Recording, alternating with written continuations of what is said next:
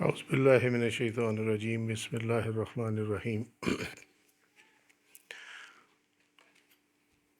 لا الہ الا اللہ وحدہ لا شریک لہ احد الصمد لم یلد ولم یولد ولم یکن لہ کفوا احد اللہم صلی علی سیدنا محمد وعلی آل سیدنا محمد وبارک وسلم وصلی علی جمیع الانبیاء والمرسلین۔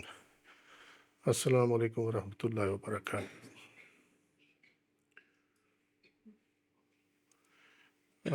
درس شروع کرنے سے پہلے ایک سوال آیا ہوا ہے، بڑا کامن سا سوال ہے، اختلافی مسئلے میں ہے، اس پہ سالوں کے حساب سے ڈیبیٹ ہوتی رہی ہے، اور وہ سوال یہ ہے کہ کیا یہ کہنا جائز ہے کہ یا رسول اللہ صلی اللہ علیہ وسلم ہمیں مشکل سے نکالیں؟ کیا یہ کہنا جائز ہے؟ اس کا جواب تو اللہ کی دی توفیق سے ابھی بھی دیا جا سکتا ہے، بڑے آرام سے دیا جا سکتا ہے، لیکن اس میں معاملہ یہ ہے کہ اس میں فرقوں کے مختلف عقائد ہیں۔ اس کے اندر کوئی اس کو مانتے ہیں، کوئی اس کو نہیں مانتے، کوئی اس کو شرک قرار دیتے ہیں، کوئی اس کو عین توحید قرار دیتے ہیں۔ تو اس کا پھر بہتر حل یہ سوچا ہے کہ انشاءاللہ وعدہ نہیں کرتا لیکن کوشش کروں گا کہ نیکسٹ ویک میں اس کا تمام دلائل کے ساتھ جو اس کا جینون جواب بنتا ہے اللہ کی دی توفیق سے وہ دیا جائے، تاکہ یہ عقیدہ جو ہے ونس اینڈ فار آل کم از کم سننے والوں کی حد تک تو یہ سیٹل ہو جائے۔ ٹھیک ہے، تو اب ہم الحمدللہ آج شروع کرتے ہیں سورہ المائدہ۔ یہ مدنی صورت ہے، 120 اس میں کل آیات ہیں اور احکامات ہیں اس کے اندر، سوشل انٹیگریشن کے احکامات بھی ہیں اس کے اندر۔ تو اس کی سگنیفیکنس جو ہے اگر ترتیب دیکھی جائے، سورہ البقرہ، سورہ آل عمران، سورہ النساء، سورہ المائدہ، سورہ الانعام، یہ تمام جو ہے یہ احکامات پہ مبنی ہیں یہ صورتیں۔ اور اگر یاد ہو تو بتایا تھا کہ جو سورہ الفاتحہ ہے اس میں آلموسٹ تمام قرآن جو ہے وہ اس کے اندر سمایا ہوا۔ یہ صورتیں، ان پہ ہمارا ٹائم بھی لگ رہا ہے، ان کی لینتھی بھی ہیں، لیکن اس کے بعد جب جیسے جیسے آگے اللہ کی دی توفیق سے بڑھتے چلے جائیں گے تو کام آسان ہوتا چلا جائے گا۔ فکر کی اور گھبرانے کی ضرورت نہیں ہے، انشاءاللہ تعالی we'll get through it۔ ٹھیک ہے، اعوذ باللہ من الشیطان الرجیم بسم اللہ الرحمن الرحیم۔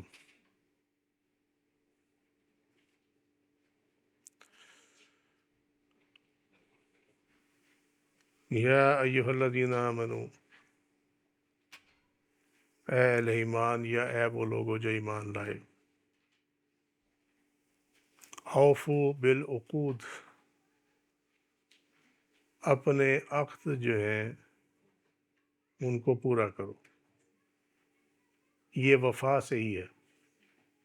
ٹھیک ہے، اس میں جو یہ ہے نا، اس کو فی الحال آپ سائڈ پہ کر دیں تو یہ وف پیچھے رہ جائے گا، اور اس میں الف جو ہے وہ مس اس لیے ہوا ہے کیونکہ یہ جمع میں آنا ہے، ورب کا پلورل ہے یہ، تو لہذا دو الف تو اکٹھے نہیں آ سکتے تھے، لہذا وہ جو وفا کا الف ہے اس کو گرا دیا گیا، اور واو الف جو ریگولر رول ہے پلورل کا اس کو قائم رکھا گیا۔ سو اوفو بالعقود، کہ اپنے جو عہد ہیں، وعدے ہیں، ان کو پورا کرو۔ احلت لکم بہیمات الانعام، تمہارے لیے چرنے والے جو جانور ہیں، مویشی ہیں، احلت حلال کر دیے گئے ہیں، لکم تمہارے لیے، بہیمہ جانور، الانعام مویشی، تو بہیمات الانعام وہ جانور جو چرتے ہیں، گریزنگ اینیملس، ٹھیک ہے، گریزنگ اینیملس، الا ما یتلی علیکم، سوائے اس کے کہ جن کے بارے میں تم پر آیت تلاوت کی جا چکی ہے، یعنی اس سے مراد یہ ہے کہ سوائے اس کے کہ جن کے بارے میں احکام نازل کر دیے گئے ہیں کہ وہ حلال نہیں ہے، ٹھیک ہے، غیر محل الصید وانتم حرم، صید کہتے ہیں شکار کو، ٹھیک ہے، الصید پرے، PREY پرے، شکار، حرم کہ تم حالت احرام میں ہو، وانتم حرم جبکہ تم حالت احرام میں ہو، غیر محلی، اور ان کو حلال نہ سمجھ لینا، ٹھیک ہے، اس کے بڑے ترجمے کیے گئے ہیں، لیکن اس کے کافی ساری چیزوں کو دیکھنے کے بعد جو ہے وہ یہ اس کا ترجمہ جو ہے ہمارے نزدیک تو یہ اس کا صحیح بیٹھتا ہے کہ حالت احرام میں حلال جان کر شکار کیے گئے، محلی جو ہے نا وہ کہتے ہیں جس کو حلال جانا جائے، ٹھیک ہے، سو محل الصید وانتم حرم، غیر کو بھی فی الحال اگر آپ یہاں پہ فی الحال اس کو ایسے کر لیتے ہیں ایسے، ٹھیک ہے، سو محل الصید وانتم حرم کہ جو تم نے حلال جان کر شکار کیے جبکہ تم حالت احرام میں تھے، ٹھیک ہے، سو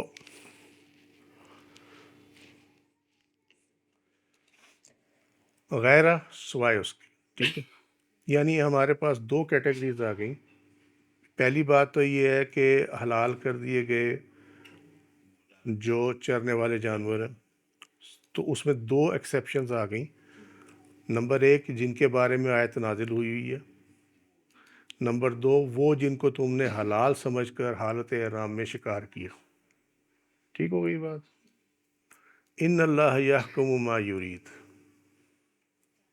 بے شک اللہ تعالیٰ یحکم حکم صادر فرماتا ہے، ما یرید جو چاہے، ٹھیک ہے، اب آ جاتے ہیں اس کی تعویلات اہل سنہ کی طرف، یا ایھا الذین آمنوا اوفوا بالعقود، اہل تعویل کا اجماع ہے کہ العقود سے مراد عہد ہے، کووننٹس، پرومسز نہیں، یاد رکھنا، کووننٹ، واٹس دا ڈفرنس،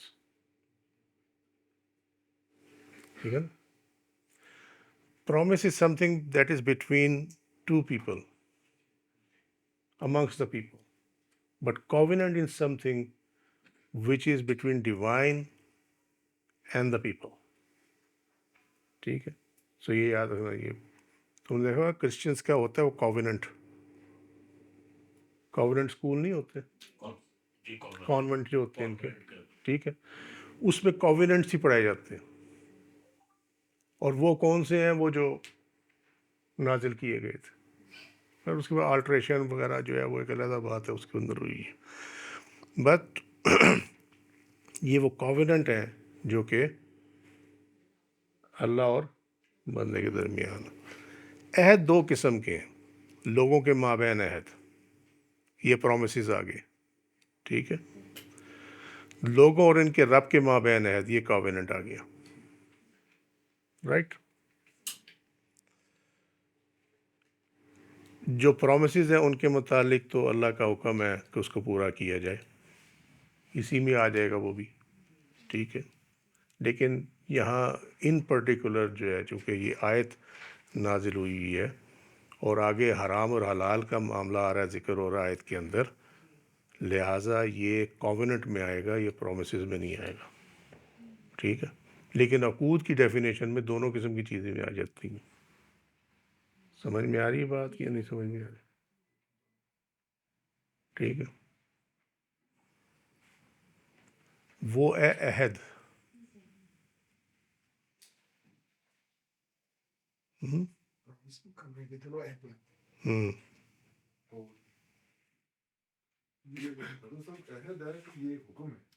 کیا میں وہی فرق تو سمجھا رہا ہوں کہ جب عہد کرتے ہیں آپ تو لوگوں کے درمیان ہو تو اس کو ہم انگلش میں کہتے ہیں پرومس، ٹھیک ہے، اور جو معاملہ اللہ اور بندے کے درمیان ہوتا ہے اس کو ہم کووننٹ کہتے ہیں انگلش میں،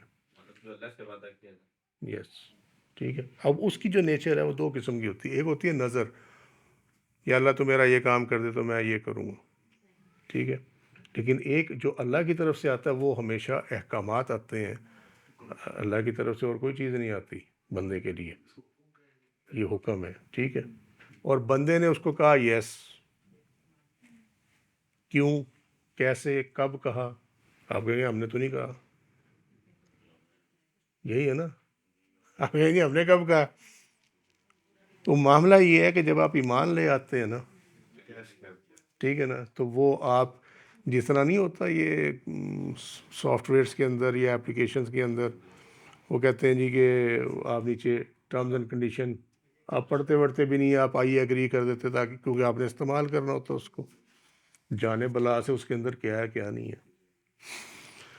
تو یہ ایسے ہی ہے، جب آپ ایمان لے آتے ہیں تو you agree to follow each and everything which has been revealed upon prophet صلی اللہ علیہ وسلم، ٹھیک ہوگی بات، یہ وہاں آپ نے کیا، اسی لیے یہاں پہ یا ایھا الذین آمنو کا ذکر ہے، نہ یا ایھا الذین آمنو ہے، ٹھیک ہے۔ آپ کا ایمان لانا جو ہے، کلمہ پڑھنا، ایمان لانا، شہادت دینا، that is like you agreeing to the terms and condition, ٹھیک ہو گئی بات۔ تو یہ چکر میں نا کہ ایمان لا کے ہم نے کب کہا جی ہم نماز پڑھیں گے، ٹھیک ہے، کیونکہ آپ ایمان جب لائے تو آپ لائے قرآن پہ بھی، اور قرآن میں وہ لکھا ہوا، تو لہٰذا جس پہ آپ ایمان لائیں آپ اس کو نہ مانیں تو پھر اس کا مطلب آپ ایمان نہیں لائے، اور جب آپ قرآن پہ ایمان نہیں لائے تو اللہ پہ ایمان لانے کا آپ کو کوئی فائدہ کوئی نہیں ہے، وہ ہم پڑھ چکے ہوں گے سارا، کہ ایمان تو مکمل ہوتا ہی تب ہے جب آپ ساری چیزوں پہ ایمان لائیں، ایک بھی آپ بیچ میں سے فیکٹر کو چھوڑ جائیں آپ کا ایمان نہیں ہے، ٹھیک ہے۔ تو وہ جو نبی کریم صلی اللہ علیہ وسلم کی حدیث مبارکہ ہے نا کہ اس کا کوئی دین نہیں ہے جس نے وعدہ پورا نہ کیا، ٹھیک ہے، سو یہ وہی چیز ہے۔ نمبر دو، لوگوں اور ان کے رب کے مابین عہد، یہ وہ عہد ہیں جو کہ لوگوں پر نافذ کیے گئے ہیں، جیسے فرائض جو اللہ نے لوگوں پر عائد کی، اور نظر جن کو پورا کرنے کا لوگ عہد کرتے ہیں، ٹھیک ہے، منتیں مانگ لیتے ہیں، کام ہو جاتا ہے، بھول بھال جاتے ہیں، یہی ہوتا ہے نا، پھر پھنستے ہیں، پھر کہتے ہیں ہم پہ کسی نے کچھ کر دیا۔ اللہ عز و جل کا اس سے متعلق بھی حکم ہے کہ ان کو پورا کیا جائے، اسی طرح جو عہد لوگوں نے اللہ سے کی اس کی مثال قسم وغیرہ کی ہے جس کو پورا کرنے کا حکم ہے۔ جب یہ عہد وفا یعنی پورا نہیں کیا جاتا تو اس سے رب کی نافرمانی ہو جاتی ہے، جیسا کہ اللہ تعالیٰ کا حکم ہے، یہ آگے سورہ نحل کی آیت نمبر 91 ہے، 16واں سورہ، وَأَوْفُوا بِعَهْدِ اللَّهِ إِذَا عَاهَدتُّمْ وَلَا تَنقُضُوا الْأَيْمَانَ بَعْدَ تَوْكِيدِهَا، اور جب اللہ سے عہد کرو تو اس کو پورا کرو اور قسم کو پختہ کرنے کے بعد مت توڑو۔ حضرت ابن عباس رضی اللہ عنہ کے مطابق وَأَوْفُوا بِعَهْدِ سے مراد قرآن کا حلال و حرام اور فرائض و حدود ہے، ٹھیک ہے۔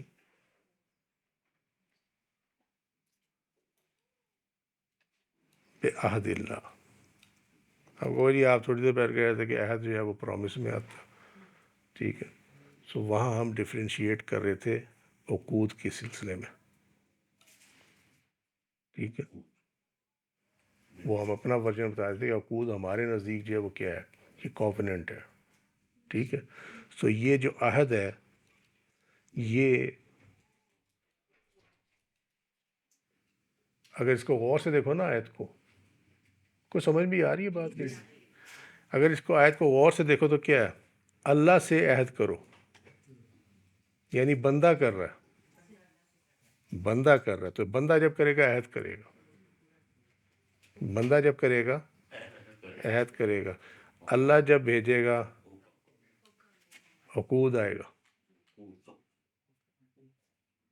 ٹھیک ہے، عقود. اب وہ علیحدہ بات ہے، اللہ آپ کا اختیار ہے، وہ عہد بھی استعمال کر لے تو ٹھیک ہے. ٹھیک ہے، بٹ بنیادی ڈفرینس یہ ہے.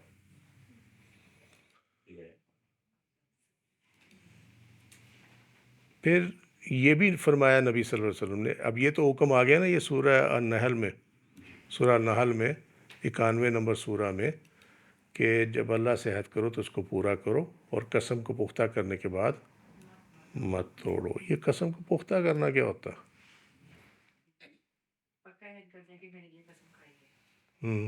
یس، وہ یہ ہے نا، یہ ٹھیک ہے. منت جب آنے، وہ تو نظر سے متعلق تو ویسے بھی آیت علیحدہ بھی ہے کہ اپنی نظروں کو پورا کرو. اللہ سے جب عہد بندہ کرے تو وہی بات کہ نظر مان لی اس نے. ٹھیک ہے، ٹھیک ہے، مگر جب ایمان لے آئے یہ بھی ایک عہد ہے کہ میں فالو کروں گا. سو ہر قسم کے عہد کو پورا کرنے کا حکم ہے. اور قسم کو پختہ کرنے کے بعد مت توڑو.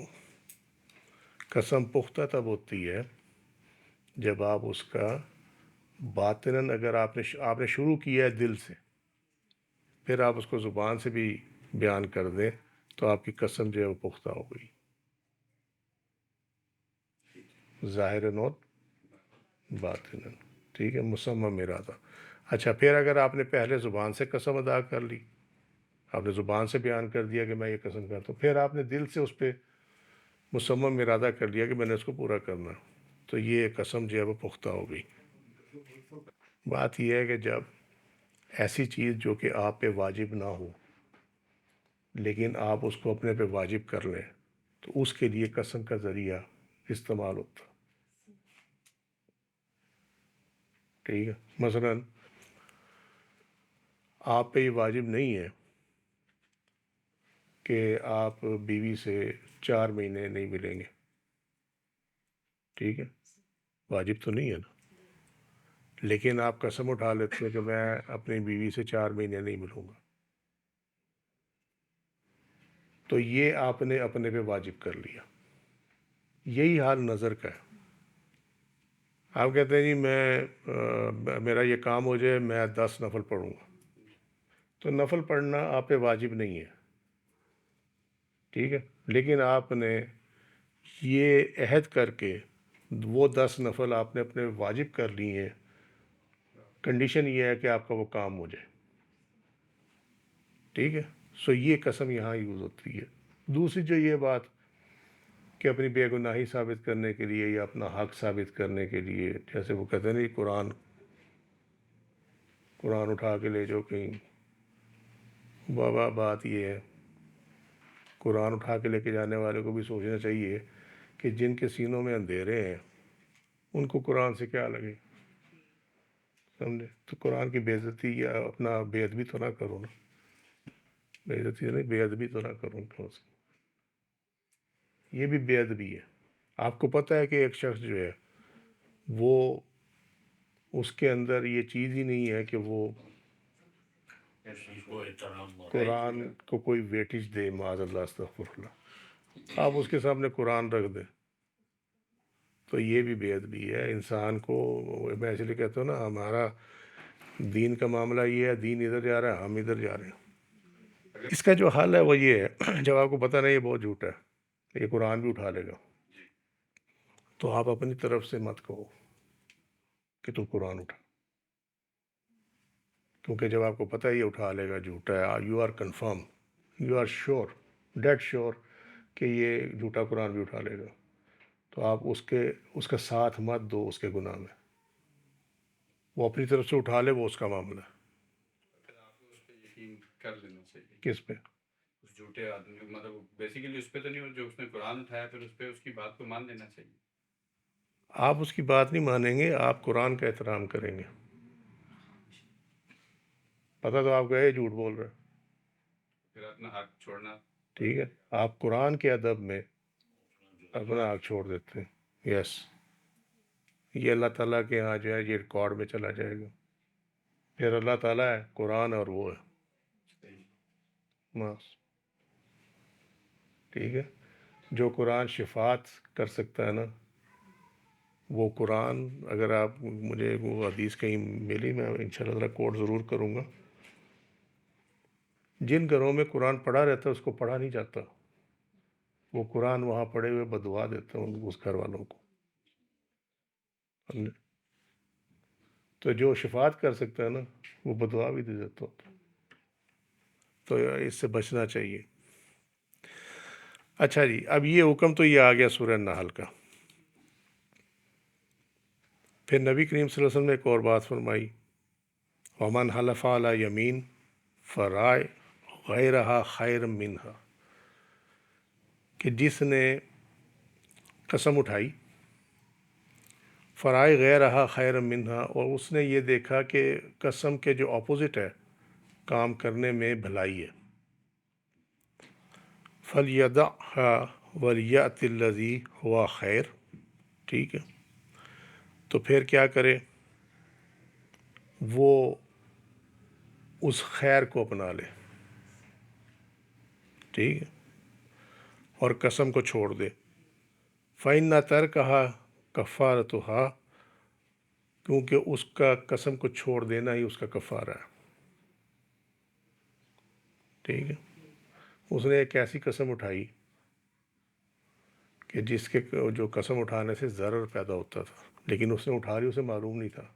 لیکن جب اس نے دیکھا کہ میں نے قسم تو اٹھا رہی ہے لیکن اس کے جو میں نے کام ہے اس کے الٹ کام کرنے میں زیادہ بھلائی ہے، تو پھر فرمایا گیا کہ وہ اپنی قسم کو توڑ دے، اور اس کا جو کفارہ ہے وہ اس قسم کو چھوڑ دینا ہی اس کا کفارہ ہے.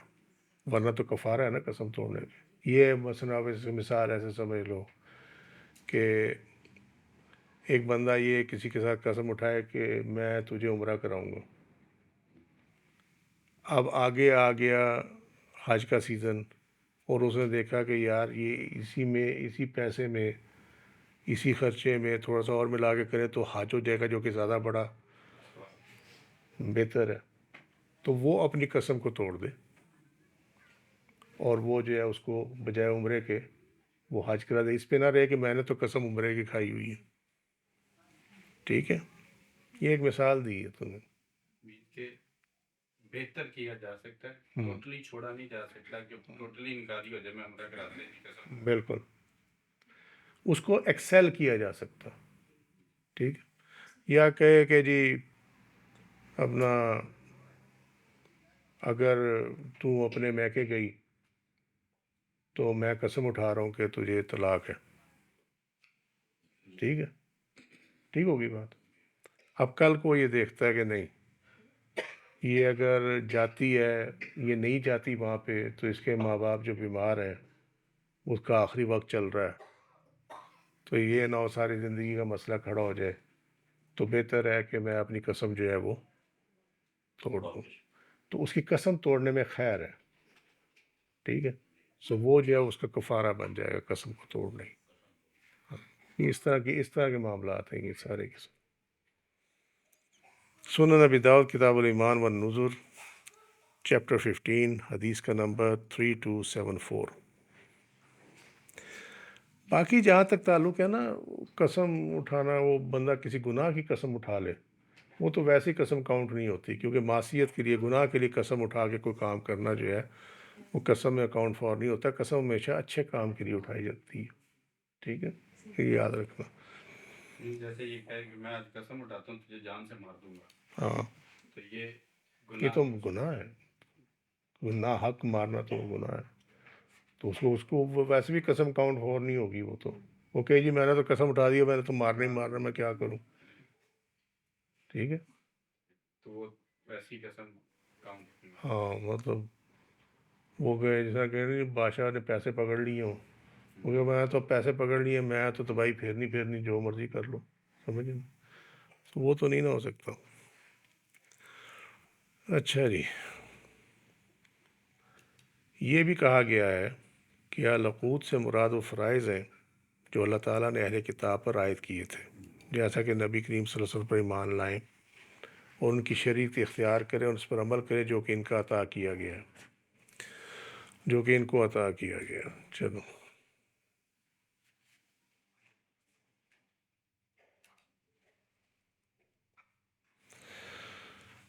یہ اس قول باری کے مطابق ہے. وَإِذْ أَخَذَ اللَّهُ مِيثَاقَ الَّذِينَ أُوتُوا الْكِتَابَ لَتُبَيِّنُنَّهُ لِلنَّاسِ وَلَا تَكْتُمُونَهُ فَنَبَذَهُ وَرَاءَ ظُهُورِهِمْ. سورہ آل عمران، تیسرا سورہ، 187 نمبر آیت. جب اللہ نے لوگوں سے جن کو کتاب دی گئی تھی یہ پختہ عہد لیا کہ وہ لازماً لوگوں کو کتاب میں وارد احکامات اور کلمات صاف صاف بیان کریں گے اور انہیں نہیں چھپائیں گے، تو انہوں نے اس عہد کو پس پشت ڈال دیا. وراء ظہورہم، ٹھیک ہے، پس پشت. اسی طرح اللہ تعالیٰ کا یہ بھی فرمان ہے وَلَقَدْ أَخَذَ اللَّهُ مِيثَاقَ بَنِي إِسْرَائِيلَ وَبَعَثْنَا مِنْهُمُ اثْنَيْ عَشْرَ نَقِيبًا وَقَالَ اللَّهُ إِنِّي مَعَكُمْ لَئِنْ أَقَمْتُمُ الصَّلَاةَ وَآتَيْتُمُ الزَّكَاةَ وَآمَنْتُمْ بِالرُّسُلِ. سورہ المائدہ آیت نمبر 12، 5ویں سورہ. اور یقیناً اللہ نے بنی اسرائیل سے پختہ عہد لیا اور ان میں سے 12 نقیب یعنی سردار بنائے. اور اللہ نے فرمایا میں تمہارے ساتھ ہوں اگر تم نے نماز قائم کی اور تم نے زکوٰۃ دی اور تم میرے رسولوں پر ایمان لائے. اس خطاب کی تعویل کیا ہے کہ وہ لوگ پہلے بھیجے گئے رسولوں پر تو ایمان لائے، مگر جو بعد میں بھیجے گئے ان پر ایمان نہیں لائے، جیسے حضرت عیسیٰ علیہ السلام اور نبی کریم صلی اللہ علیہ وسلم. یہ یہودیوں کی بات ہو رہی ہے. یہودی ان دو انبیاء پہ ایمان نہیں رکھتے، حضرت عیسیٰ علیہ السلام پر اور نبی کریم صلی اللہ علیہ وسلم پر. جہاں تک تعلق ہے یہ احلت لکم بہیمۃ الانعام، یہ والا وحشی جانور ہے. کچھ لوگ یہ کہتے ہیں یہ من گھڑت. کیوں من گھڑت ہے؟ بڑی سمپل سی بات ہے. اللہ تعالیٰ نے فرمایا غیر محل الصید وانتم حرم. اس سے مراد اونٹ، گائے اور اس کا قبیل، بکری اور اس کا قبیل ہے. دوسروں نے کہا اس سے مراد تمام سواری والے جانور ہیں، لیکن بہیمۃ الانعام میں وہ تمام جانور شامل ہیں نمبر 1 جن کو کھایا جا سکتا ہے، ان سے متعلق حرام کا حکم موجود نہ ہو، نمبر 2 اس قسم کے ہیں، اور ان میں جو ہے بکری اور اس کا قبیلہ، وحشی جانور، شکار وغیرہ سب شامل ہیں. کوئی ایسا وحشی جانور ہے جس کے متعلق حکم ہے کہ اس کو نہیں کھایا جا سکتا تو آپ اس کو نہیں کھا سکتے. ٹھیک ہے. فار ایگزامپل جو پنجے سے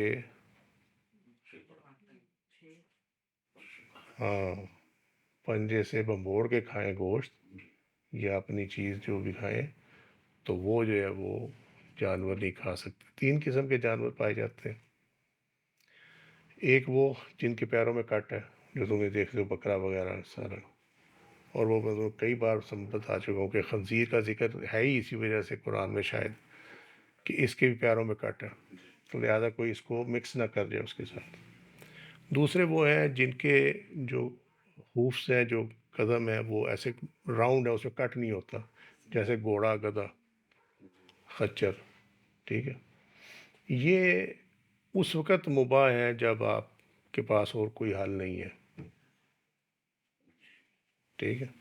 آپ اس کو کھا سکتے ہیں، لیکن نارملی آپ اس کو نہیں کھا سکتے. پہلے کھایا جاتا تھا، پہلے گھوڑے بھی پکائے جاتے تھے، گدھے بھی پکائے جاتے تھے، لیکن وہ بعد میں گریجولی اس کو جو ہے وہ ختم کر دیا گیا. اب یہ ہے کہ ضرورت کے تحت کھایا جائے. اگر آپ کے پاس کوئی اور ایسا جانور نہیں ہے جو کہ روٹین میں کھایا جانے والا ہو تو آپ اس کو کھا سکتے ہیں اپنی بھوک مٹانے کے لیے، جان بچانے کے لیے. تھرڈ جو ہیں وہ جن کے پنجے ہوتے ہیں، ان میں یہ شیر وغیرہ یہ سارے آ جاتے ہیں، شیر، چیتا، یہ بلی کا خاندان جتنا بھی ہے یہ سارا اس کے اندر آ جاتا ہے، ٹھیک ہے۔ اسی طرح یہ برڈز جو ہیں، جس طرح یہ عقاب وغیرہ ہیں سارے، یہ بموڑ کے کھاتے ہیں۔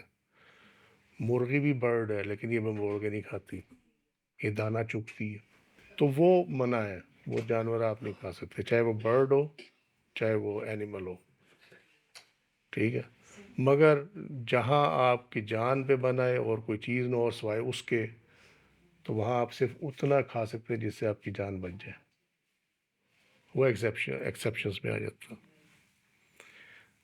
چوتھی جو چیز ہے وہ یہ ہے کہ سم ٹائمز ایسا ہوتا ہے کہ ہم لوگ باہر کے ممالک میں جاتے ہیں اور وہاں ہمارے سامنے جو ہے وہ گوشت رکھ دیا جاتا ہے، ہمیں اس کا معلوم نہیں ہوتا کہ یہ حلال ہے یا کیا ہے۔ ایک چیز تو وہ آپ کو بتا دیں کہ یہ ہے کیا،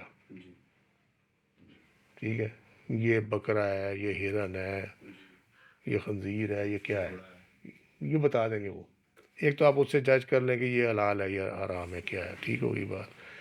لیکن اگر آپ کے سامنے ایسی ڈش آ جائے کہ جو ہو تو حلال کی، مگر آپ کو یہ معلوم نہیں ہے کہ اس کو پراپرلی ذبح کیا گیا یا نہیں کیا گیا، ہاں تکبیر پڑھی گئی کہ نہیں پڑھی گئی، یہ جھٹکے کا ہے یا کیا ہے، اور اس کے علاوہ ڈش بھی کوئی نہ ہو جس کو آپ کھا سکیں، تو پھر اس کا جو حل ہے حدیث میں وہ یہ ہے کہ آپ اس پہ بسم اللہ، اللہ اکبر اللہ اکبر اللہ اکبر پڑھ کے اسے پھونک مار کے کھا لیں، but it's for one time. یہ نہیں ہے کہ آپ کو چسکا لگا اور کہا یار فلانی چیز بڑی ڈش بڑی اچھی ہوتی ہے، چلو ہم یہ پڑھ کے نا تکبیر کھا لیں گے، ہمیں اس میں کیا مسئلہ ہے، یہ الاؤڈ نہیں ہے۔ کہ آپ اگر یہ دیکھتے ہیں کہ کوئی اور ڈش موجود نہیں ہے، ٹھیک ہے، اب یہ مجبوری ہے کہ یہی کھانا ہے اور آپ کو پتہ ہے یہ چکن ہے، صرف اب تو یہ رہ گیا نا تکبیر پڑھی گئی کہ نہیں پڑھی گئی، اس کے لیے حدیث میں آپ کو یہ دے دیا گیا ہوگا کہ آپ اس پہ بسم اللہ اللہ اکبر اللہ اکبر اللہ اکبر پڑھ لیں، پھونک ماریں اور کھا جائیں، لیکن اتنا ہی کھائیں بس جتنی ضرورت ہے، ٹھیک ہے۔ اور اس کو پریکٹس نہ بنائیں، as a matter of practice نہیں آپ اس کو اڈاپٹ کر سکتے۔ جس طرح میں بتا رہا ہوں کہ اچھا یار فلانے جگہ میں ریسٹورنٹ میں نا وہ فلانا وہ جو بناتے ہیں مٹن وہ بڑا اچھا بنتا ہے، اب وہ ہیں سارے وہ غیر مسلم ہیں، ذبح بھی نہیں کرتے، تو اب یہ چسکے کے لیے تو آپ کو اجازت نہیں دی جا سکتی نا اس چیز کی۔ یہ تو وہاں ہے کسی کی آپ دعوت پہ چلے گئے یا کسی ایسے علاقے میں چلے گئے جہاں آپ کے پاس اور کوئی آپشن ہی نہیں ہے، وہاں پہ آپ ایسا کر سکتے ہیں اس کا، ٹھیک ہے یا نہیں ٹھیک۔ اچھا جی، اس کی دلیل یہ ہے الا ما یتلی علیکم غیر محل الصید وانتم حرم، حرام کیے گئے جانور پرندے کی تفسیر یہ ہے، یہ والی آیت، ٹھیک ہے۔ المیتۃ والدم ولحم الخنزیر وما اہل لغیر اللہ بہ والمنخنقات والموقوذات والمتردیات والنطیحات وما عقل السبع الا ما زکیتم وما ذبح علی النصب، مردار، المیتہ، والدم اور خون، واللحم الخنزیر، لحم گوشت کو کہتے ہیں، ٹھیک ہے، وما اہل لغیر اللہ بہ،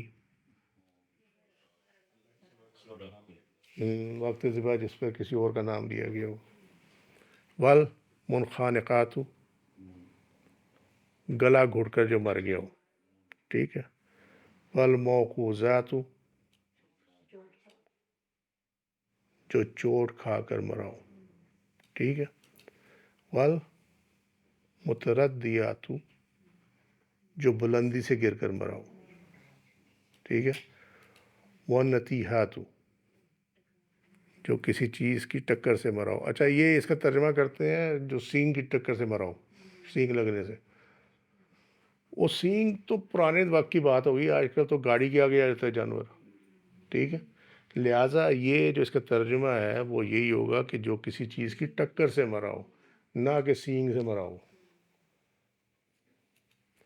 وما اکلا، اور جس کو کھایا ہو، السبع، درندوں نے، الا ما ذکیتم، سوائے اس کے جس کو تم نے ذبح کر لیو، پاک کر لیو، کہ اس کے مرنے سے پہلے اس پہ چھری پھیر کے، تکبیر پڑھ کے چھری پھیر دی ہو، اس کے سوا۔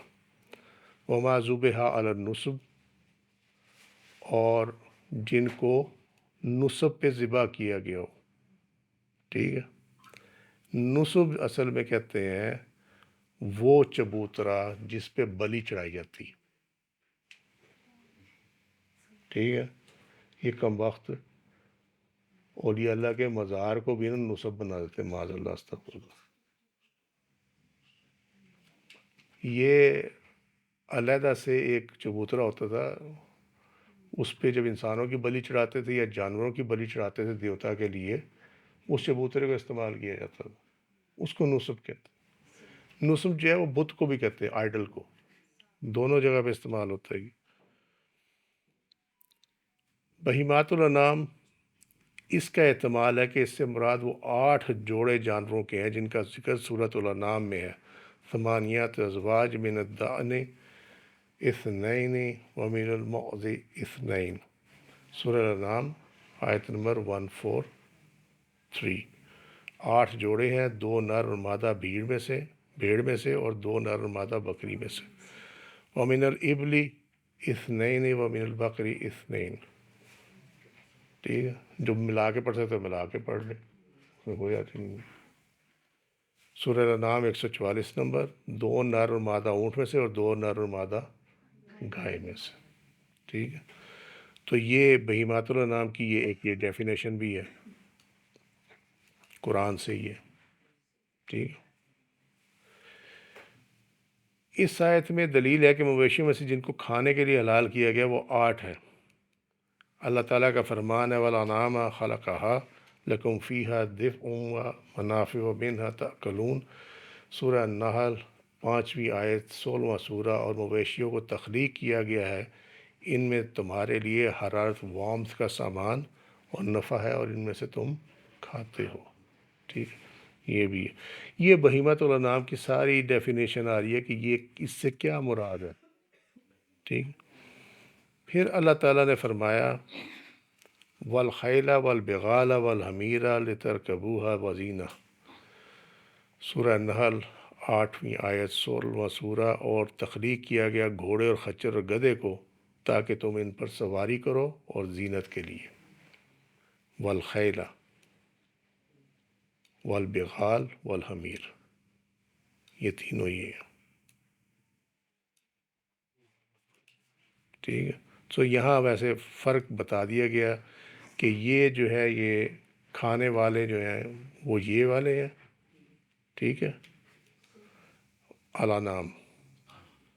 اور یہ جو 3 ہیں یہ ایکچولی سواری اور زینت کے لیے ہیں، کھانے کے لیے نہیں ہے۔ اس لیے یاد ہے جو بتایا تھا کہ آپ اس ٹائم کر سکتے ہیں جب آپ کے پاس اور کوئی حل نہیں ہے اور آپ نے جان بچانی ہے۔ غیر محل الصید وانتم حرم، اس سے مراد یہ ہے کہ محرم یعنی جس نے احرام باندھا وہ، اس کے لیے خود سے شکار کرنے کی اجازت نہیں ہے، لیکن کسی دوسرے کا شکار کیا ہوا جو کہ خود احرام میں نہ تھا، اس کا شکار کیا ہوا کھا سکتے ہیں، شکار کر نہیں سکتے، یہ یاد رکھنا، بشرط یہ کہ اس جانور یا پرندے کے بارے میں حرام کا حکم وارد نہ ہو۔ اور اس کی دلیل یہ اجازت ہے وَإِذَا حَلَلْتُمْ فَاصْطَادُوا، سورہ المائدہ آیت نمبر 2۔ اور جب احرام سے باہر آ جاؤ تو شکار کر سکتے ہو، ٹھیک ہے۔